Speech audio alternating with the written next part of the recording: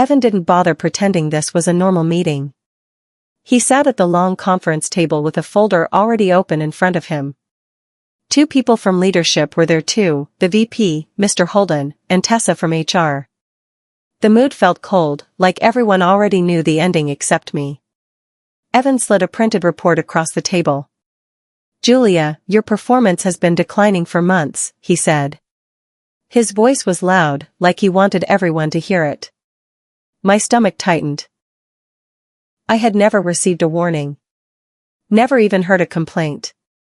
Still, he kept talking, pointing to charts I had never seen. "Because of repeated concerns, your position is terminated effective immediately." Tessa began to explain exit steps, badge return, laptop handoff, final pay. I didn't argue. I didn't cry. Something inside me clicked instead. I opened my laptop slowly. All 3 of them watched, confused. I kept my voice calm. "Before we finish," I said, turning the screen toward them, "maybe we should read the email you sent me." Evan's face changed. Just slightly. But enough. He knew exactly which email I meant. And I finally knew this meeting wouldn't end the way he planned. 3 years earlier, when I first joined Hawthorne Logistics, nobody paid much attention to me. I was an operations analyst with no special title and no real power. My job was simple: fix problems. And there were always problems. Packages stuck in warehouses. Drivers calling out. Clients complaining about late deliveries. Systems freezing at the worst times. While others left at 5, I stayed late to rebuild spreadsheets that kept crashing. When managers panicked because a shipment went wrong, they called me quietly. "Julia, can you fix this?" I always did. I didn't ask for credit. I didn't want praise.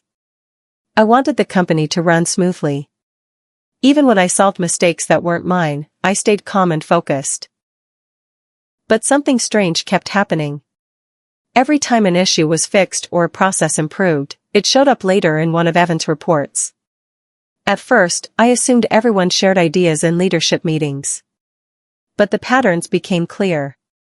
He never mentioned my name. Not once. Instead, he acted like he had solved the problems himself. Under my leadership, he would say, showing slides full of improvements I had created. I told myself it didn't matter. I thought good work eventually spoke for itself. I didn't know yet how wrong I was. Evan Calloway arrived 6 months after I joined. Everyone in the office acted like he was some kind of superstar. He wore sharp suits, had perfect hair, and talked like he was already running the whole company. In meetings he used big phrases like strategic alignment and vision-focused planning. People nodded even when he said almost nothing. My job was still the same: fix whatever broke. But soon Evan started hovering near my desk during crises. He wanted updates, ideas, explanations. And whenever something worked, he would say, "Great, I'll take it from here," and walk out before I could answer. At first I didn't mind. He was my director. He was supposed to lead. But I noticed he avoided details. Like he didn't fully understand the systems he claimed to manage. Slowly, a pattern formed. When things went well, he took credit. When things went wrong, he pointed fingers downward. One day, after a successful month, I walked past a meeting room and heard him telling leadership, I developed a new reporting method that stabilized our operations. It was my method. My late nights. My tools. He didn't even know half the formulas inside those spreadsheets. I paused outside the glass wall, realizing something important. If anything ever failed, I wouldn't be celebrated. I would be blamed. Our biggest client was Brighton Distribution. They were huge. So big that losing them would cause layoffs. Officially, Evan was the account manager. He visited their offices, talked in big terms, and sent long updates full of important-sounding words. But behind the scenes, I fixed most of the problems Brighton sent us. Missing packages. Wrong routes. Late trucks. Whenever Brighton was furious, Evan would tell leadership he had everything under control, then quietly ask me to handle the small details. Those small details were the entire job. I knew exactly how much this account mattered. If Brighton left, Hawthorne would suffer. And if something went wrong under Evan's watch, he wouldn't take the blame. Someone else would. One Friday evening, while checking schedules, I felt uneasy. A major shipment for Brighton looked wrong. Like someone changed the routing halfway through the process. I dug into the logs. The edit came from Evan's login. My heart sank. If the shipment failed, the fallout would be enormous. My name was tied to operations. His was not. I emailed him immediately. This routing looks incorrect. Should I fix it? He replied 10 minutes later. And that message became the one that changed everything. Evan's reply was short. Almost careless. Leave it alone, he wrote. If Brighton asks, say the delay came from the system. My stomach twisted. He wasn't asking for a fix. He was telling me to lie. And he was trying to push the blame toward me without saying it outright. I sat there staring at the email. I knew Brighton would notice. They always noticed. And if this went badly, leadership would want answers. Answers that pointed to the person who handled operations. Me. Not the person who caused the mistake. Him. I didn't reply. I didn't argue. I simply fixed the routing quietly so the shipment would reach Brighton on time. But I saved the email. Something in me whispered that I might need it one day. I didn't accuse anyone. I didn't warn anyone. I just tucked the email into a folder, marked it, and kept working. I didn't realize then how many times I would need to document things. Or how this one message, just one, would someday turn an entire firing meeting upside down. I thought maybe that email was a one-time thing, but it wasn't. Over the next few weeks, small problems kept appearing. Shipments were routed wrong or labeled incorrectly. Each time, the system logs pointed to Evan's account. And each time, he sent me a short message asking me to clear it up or handle it quietly. I didn't mind fixing mistakes. That was my job. But something about the pattern felt strange. He caused the problems. I solved them. Then he reported the solutions as if they were part of his leadership strategy. At first, I wondered if he was just overwhelmed. Maybe he wasn't trained well. Maybe he didn't understand the system. But the more I watched, the more I realized it wasn't confusion. It was convenience. He wanted the credit when things looked good and a shield when things went wrong. One afternoon, after I had fixed a routing disaster he caused, he walked past my desk, smiling confidently. Crisis handled, he told another manager. I had already planned the solution. I froze. He hadn't even known about the issue until I told him. That's when I started saving every message. Not because I wanted revenge. Because something inside me knew a storm was coming. And I would need proof.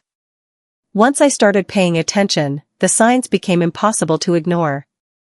Evan created mess after mess, then slipped out of responsibility.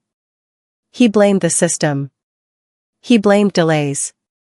Sometimes he blamed team members who weren't even working that day. He relied on me to fix everything quietly, like he assumed I would never say a word. And honestly, for a while, he was right. I didn't want drama. I didn't want enemies. I just wanted to do good work. But then I realized something dangerous. If one major failure reached leadership, they would look to operations. That meant me. Evan had positioned himself as the hero who saved crises, not the person who caused them. And if a disaster ever became too big to hide, he could easily say I was the one who messed up. He already had leadership believing he handled all the important decisions. I was just the analyst who supported the team. The thought chilled me. One mistake, one delay, one angry client, and he would hand me over as the problem. So I documented everything. Not out of fear, out of survival. Because I finally understood the truth, Evan wasn't careless. He was calculating. The quarterly leadership meeting should have been exciting, but for me it was painful. Evan stood proudly in front of a massive screen filled with graphs, improvements, and workflow systems. All things I had built. He spoke smoothly about his methods and his innovations, explaining how his careful planning stabilized operations. I sat near the back, my notebook on my lap, listening silently. When the VP asked, who developed the reporting system that improved shipment predictions? Evan didn't hesitate. I did, he said. My team helped execute the final version. My chest tightened. I wasn't looking for applause, but hearing my work erased right in front of leadership felt like a punch. One slide showed a process I spent 3 months building on my own. He took full credit again. No mention of me. No hint I existed. Leadership nodded in approval, impressed with his strategic solutions. As I watched, something clicked. If I created the systems and he took the credit, then if those systems failed, he could turn around and blame me. He had built a world where my success belonged to him, and any failure attached to me. That realization stayed with me long after the meeting ended. 3 weeks before the firing meeting, everything shifted. Brighton shipments suddenly started arriving late. Not by hours, by days. The client sent frustrated emails. Leadership was stressed. And Evan, of course, called an emergency meeting. When the VP asked who handled operations for the Brighton account, Evan didn't hesitate. He looked straight at me. Julia has been managing those details recently, he said. My breath caught. That wasn't true. He had always been the official lead. But in front of leadership, he said it so casually that no one questioned it. Suddenly, every pair of eyes in the room turned toward me. Evan continued explaining how he trusted me with important responsibilities and how unfortunate it was that several performance issues had appeared. I felt heat rising in my face. He was setting me up. Not subtly. Not quietly. Right out in the open. After the meeting, I wanted to confront him, but I stopped myself. Arguing with someone who already made you the villain never helps. Instead, I went back to my desk and opened my email folder labeled documentation. For the first time, I felt certain it wasn't paranoia. Evan was preparing to blame me for something I didn't do. A few days later, Evan stopped me in the hallway with a concerned expression. Leadership needs a full report explaining what happened with Brighton, he said. His tone was gentle, almost friendly, but his eyes were sharp. He described what the report should look like, long explanations, charts, and a narrative that sounded suspiciously like a confession. He wanted it to show where processes broke down and how my oversight could have prevented delays. My oversight? My stomach tightened. This wasn't a report. It was a setup. As he talked, I nodded carefully, pretending to take notes. But inside, I was cataloging every red flag. He wanted a story that blamed me, wrapped neatly in my own words. I didn't argue. I didn't refuse. I simply said, I'll work on it. But I didn't write a report that blamed me. Instead, I built a timeline. A timeline with emails. System logs. Change histories. Everything. I never added opinions, only facts. Later that night, as I saved the document, I knew something important. Evan wasn't planning a simple performance meeting. He was planning my exit. But I was finally ready for him. After that hallway conversation, I felt like I was walking on thin ice. Evan smiled too much. HR watched me more closely. People whispered when I passed by. Something was happening behind closed doors, and I wasn't supposed to notice. But I did. So I prepared. I didn't accuse anyone. I didn't warn anyone. I simply gathered everything I could legally save. Emails. Logs. Meeting notes. Task lists. Even small details, like when he assigned me things at impossible hours. It was all part of the pattern. A pattern that would matter later. I also printed backup copies and stored them at home, just in case. Meanwhile, I kept working like normal. I fixed my problems. I answered client questions. I stayed calm. But inside, I felt a growing truth: Evan was building a case against me. And he was confident it would work. Most people didn't track logs or compare timestamps. Most people trusted their boss wouldn't sabotage them. But I wasn't most people anymore. I had seen enough. So I updated my resume for the first time in years. I even applied for 3 jobs quietly. Not because I wanted to leave, but because I wasn't sure I would survive whatever Evan was planning. And I wanted a backup plan, just like I now had backup evidence. A week later, Evan sent me a calendar invite that made my stomach drop. Performance check-in, it said. It wasn't scheduled for next month like usual. It was set for the next morning. When I walked into the small conference room, Tessa from HR was already there. She smiled politely, but her notebook was open. That was never a good sign. Evan began by pointing out tiny things. Email response times. A mislabeled tab in a spreadsheet. A client call I wasn't even on. We just want to understand these patterns, he said in a calm tone. Patterns? These issues were so small they didn't even count as errors. I had fixed bigger things before lunch on most days. He spoke softly, like he cared, but his words were building towards something. We're concerned about your reliability, he said. My heart pounded, but I kept my face still. I realized this wasn't a review. This was record building. HR wrote down everything he said. The meeting lasted only 15 minutes, but it felt heavy. When it ended, Evan thanked me for being professional. I walked out feeling cold. Not scared, just aware. Evan wasn't taking chances. He was preparing for something bigger. And I needed to be ready. 2 days later, Brighton's operations manager, a woman named Eliza, called me directly. Her voice was calm but confused. Hi Julia, I wanted to check in about the delays last month, she said. Evan mentioned they were caused by errors on your side. My breath caught. Errors on my side? I spoke carefully. There was a routing issue, but it didn't come from my workstation. Eliza hesitated. That's different from what he told us. I didn't attack Evan. I didn't defend myself too strongly either. I just explained the technical issue simply and honestly. The mistake came from a system change, I said.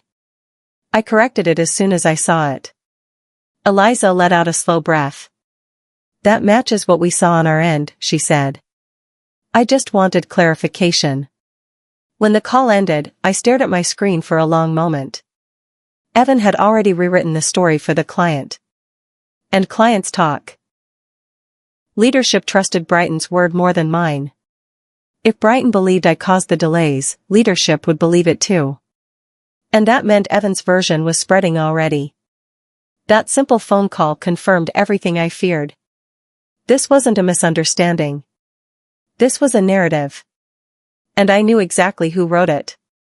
That night, I sat alone in my apartment staring at the email Evan sent, the one telling me to lie and hide his mistake. My finger hovered over the forward button. I could send it to the VP right now. One click and So I closed the email. Not because I was afraid, but because I wanted it to matter at the right moment. I saved it in 3 places, my laptop, my phone, and a cloud folder. I reread it once more, feeling that strange calm again. Leave it alone, he had told me. Say the delay came from the system. Those words would destroy his entire story, if shown at the right time. So I waited. Quietly. Patiently. Because now the truth was my strongest weapon. 3 weeks later, the meeting invite arrived. It popped onto my screen at exactly 8:03 a.m. Subject line, performance review, leadership attendance. My heart slowed. Leadership attendance meant one thing: termination. The attendees listed were Evan, the VP, Mr. Holden, Tessa from HR, and me. I stared at the invite for a long moment, then clicked accept. I wasn't scared. Not this time. I packed my documentation neatly into folders, one digital, one printed. I took a deep breath and reminded myself, I had facts. I had logs. I had timestamps. And I had the email. The one he thought I would never use. All morning, the office felt strange. People whispered more than usual. Evan avoided eye contact, which only confirmed he knew exactly what this meeting was about. Right before noon, Tessa poked her head into my cubicle. "They're ready for you," she said softly. I stood, smoothed my shirt, and picked up my laptop. As I walked to the conference room, everything felt calm. Almost peaceful. Because I knew something they didn't: this meeting wouldn't end the way they expected. Not even close. When I stepped into the conference room, everyone was already seated. Evan sat at the head of the table, hands folded like he was leading a team meeting, not firing someone. Mr. Holden sat across from him, flipping through a folder. Tessa had her laptop open, ready to type. I took my seat quietly. Evan cleared his throat. "Julia, after reviewing your recent performance concerns, we've decided to end your employment effective immediately." His tone sounded almost bored, like this was just another task to finish before lunch. Tessa started reading through a list of exit instructions: benefits, pay, equipment return. I nodded politely, letting them finish. I didn't interrupt. When Tessa paused for breath, I opened my laptop. The soft click echoed in the silent room. Evan frowned. "Julia, this isn't necessary." "Actually," I said, turning the screen toward them, "before we close anything, we should look at a message you sent me." I opened the email. The one that said, "Leave it alone. If Brighton asks, say the delay came from the system." The room froze. Mr. Holden leaned forward, eyebrows rising. Tessa stopped typing. Evan's face was drained of color. For the first time, he didn't have a script ready. And I knew the real meeting had finally begun. No one spoke for several seconds. The silence felt heavy, like the air had thickened. Mr. Holden read the email twice. Then a third time. Finally, he looked at Evan. "You told her to mislead the client?" he asked, his voice low. Evan forced a laugh. No, that's taken out of context. I meant she should explain that the system caused confusion." "That's not what it says," I said quietly. I wasn't angry. I wasn't emotional. I just let the words sit there. Tessa adjusted her glasses and reread the message on the screen. She didn't look confused. She looked concerned. Evan kept talking. "This is a misunderstanding. We were under pressure. Brighton was upset. I needed Julia to present things properly." "By lying?" Mr. Holden asked. Evan's mouth opened, but nothing came out. He tried to blame stress. Then timing. Then communication style. But nothing changed the words written in black and white. I stayed silent, letting him trip over his own excuses. At last, Mr. Holden turned to me. "Do you have documentation that explains what actually happened?" "Yes," I said. And I clicked open the second folder. The one I had spent weeks building. The one that held everything. I opened a timeline on the screen. Every entry was clear and simple. No opinions. No emotion. Just facts. It showed the exact time the routing error happened, the user who made the change, and the moment I fixed it. It showed my emails asking for direction, including the one Evan answered. It showed shipping logs that proved the shipment would have failed if I hadn't intervened. I slid printed copies across the table, one for each of them. They read silently. The room felt colder now. Evan rubbed his forehead like he had a headache. This only shows part of it, he said weakly. It proves the error didn't come from Julia, Tessa said softly. She wasn't defending me. She was simply stating the obvious. Mr. Holden tapped the desk lightly. Why did you tell her to say the delay came from the system? Evan swallowed hard. I was trying to simplify the explanation for Brighton. By instructing her to lie? Mr. Holden asked again. Every time Evan tried to speak, the email cut him off. I didn't have to explain anything. My documentation spoke louder than I ever could. Evan had spent weeks building a case against me.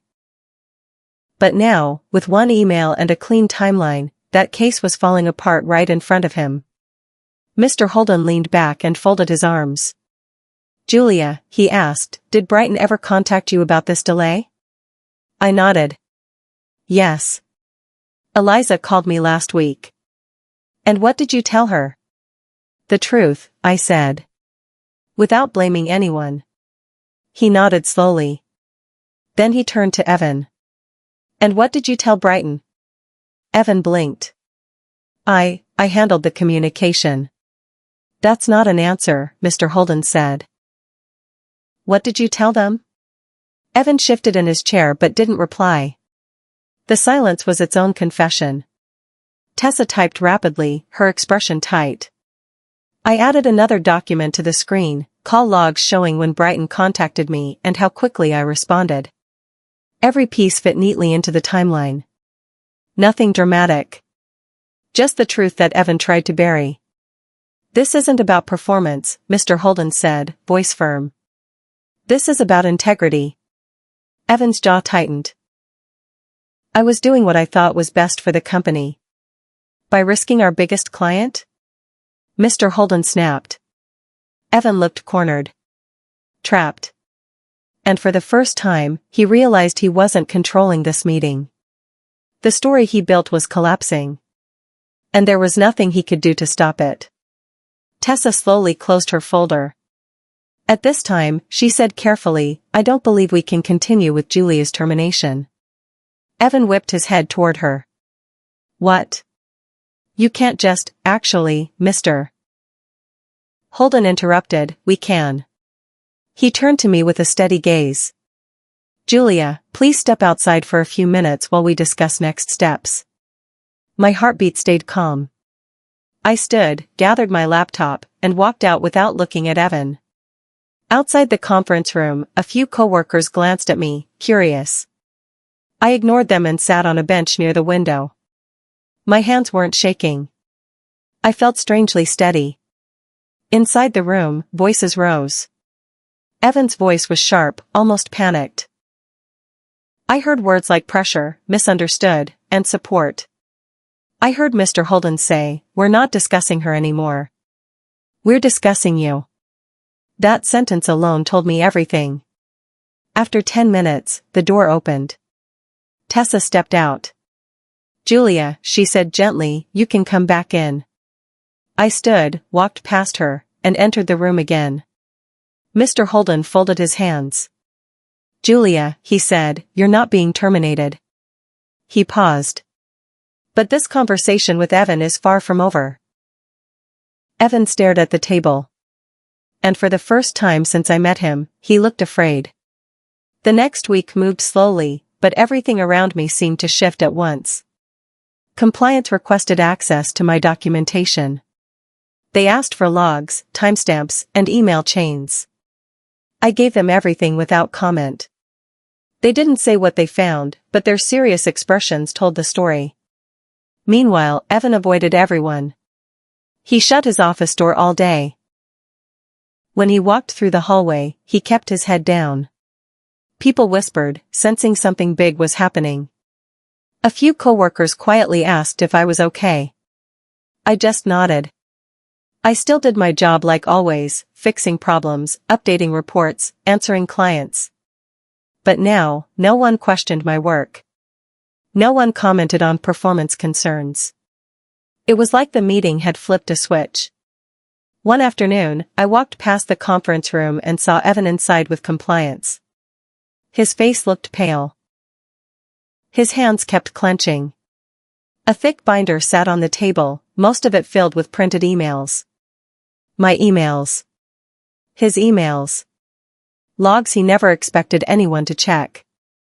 I didn't smile. I didn't feel victorious. I just felt the truth settling into place, finally visible to everyone. The investigation wasn't about me anymore. It was about him. And the evidence was louder than any excuses he could make. A few days later, I received an email asking me to meet with compliance. When I entered the small room, the team looked calm, almost relieved. They asked simple questions, things I had already documented. Did you change this routing? No. Did you create this report under direction? Yes. Did you ever hide information from Brighton? No. Each answer lined up perfectly with the evidence. They thanked me for my honesty. I left feeling lighter than I had in months. Later that afternoon, Mr. Holden called me into his office. He closed the door gently. Julia, he said, I want to apologize for the way that meeting was handled. I nodded. Thank you. He continued, we've reviewed everything. We understand now who was actually managing operations and who was taking advantage of that work. Hearing him say it out loud made my chest tighten. Not from sadness, from relief. Then he asked a question I didn't expect. Would you consider staying? My breath caught. He explained that leadership had seen the truth. They wanted someone trustworthy handling the Brighton account. Someone who knew the systems. Someone who didn't hide mistakes. I listened quietly, but inside, something felt different. I wasn't the same person I had been before that meeting. And I wasn't sure I wanted to stay where trust had to be proven the hard way. I took a deep breath before answering. I appreciate the offer, I said softly. But I've already accepted another job. Mr. Holden nodded slowly, like he expected that answer but still hoped for a different one. I understand, he said. But I want you to know, you were never the problem. Hearing those words eased something heavy inside me. I thanked him and left his office. Over the next week, things grew tense around Evan. Rumors spread that he was being questioned daily. His confident walk disappeared. Even the way he sat at his desk seemed smaller. One afternoon, while grabbing something from the printer, I overheard two managers talking quietly. He messed with the wrong person, one said. She had everything documented. The other replied, honestly? Good. Someone had to expose him. I walked away before they noticed me. It didn't feel like revenge. It felt like a correction, something broken being fixed. A few days later, an announcement was sent to the whole company. Evan had resigned to pursue new opportunities. Everyone knew what that meant. On my last day, I packed my things into a cardboard box. A coworker stopped by my desk. Is it true one email ended that whole meeting? I smiled softly. Not exactly. It was the truth he never expected anyone to see. Leaving Hawthorne felt strange. Bittersweet. The office looked the same desks, same clicking keyboards, but everything felt different to me. I said goodbye to the coworkers who supported me and quietly slipped past those who had once believed Evan's version of events. As I walked to the parking lot with my box, I thought about everything that had happened. How careful Evan had been. How subtle. How he built stories that sounded believable. He was smart, but he underestimated two things: the system never lies, and neither did I. That night, I placed my box on my kitchen table and opened it slowly. My old notebooks. Pens. A coffee mug. A small plant I had kept by my monitor. Normal things, but each one reminded me of the hours I worked, the problems I solved, the storms I fought alone. My phone buzzed with an email from my new employer, confirming my start date. I felt a rush of excitement mixed with relief. A fresh start, I whispered. A place where the work I did would belong to me. A place without hidden traps. A place where truth didn't need to be defended. I closed the box gently. Hawthorne was behind me now. And that chapter, finally, was done. 3 weeks later, I was settling into my new job when a former coworker messaged me. "He's gone," the message read. "Officially. They removed his access today." I stared at the screen for a moment. Not surprised. Not happy. Just, done. I set my phone down and looked around my new office space. My new team laughed together near the break area. My new manager waved at me. This place felt different, lighter. Honest. At lunch, someone asked about my old job. "What really happened?" they asked. I smiled gently. "A misunderstanding," I said. Because the truth didn't need retelling anymore.